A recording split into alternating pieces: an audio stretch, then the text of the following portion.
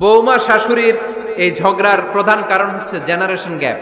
শাশুড়ি এক জেনারেশনের আর বৌমা আরেক জেনারেশনের। শাশুড়ি ভাবে একরকম, বৌমা ভাবে আরেক রকম। শাশুড়ি চায় বউর উপর খবরদারি করতে, বউ চায় শাশুড়ির উপর খবরদারি করতে। এই ডমিনেটিং এর কারণে কিলাকিলি আছে না নাই?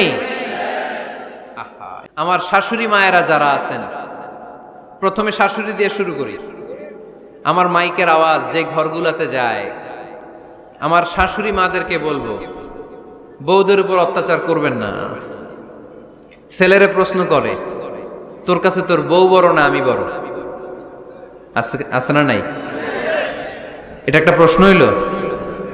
তোর বউ বড় না আমি বড়? দুইজনেই বড়। তো এক ছেলে সুন্দর উত্তর দিছে, আমার কাছে ভালো লাগছে উত্তরটা শুনে। এক মা প্রশ্ন করছে, তোর এতদিন আমি লালন পালন করে বড় করলাম, জীবন যৌবন তোর জন্য শেষ করলাম, আজকে বউ পাইয়া বউ তোর আপন হয়ে গেল?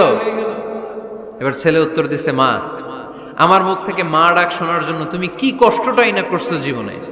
10 মাস আমারে পেটে ধারণ করলা, খাইতে পারো নাই, বমি করছো, খালি ওষুধ খাইছো, তোমার পেট কেটে আমারে বের করা হয়েছে, 2 বছর আমারে দুধ খাওয়াইছো, পেশাব পায়খানা পরিষ্কার করেছো, বয়স যখন 3-4 তখন তোমার আমি মা ডাকছি। এই মা ডাকটা শোনার জন্য তুমি এত কষ্ট করছো, আর আরেকবারের মাইয়া এই ঘরে আইসাই তোমার মা ডাকা শুরু করছে।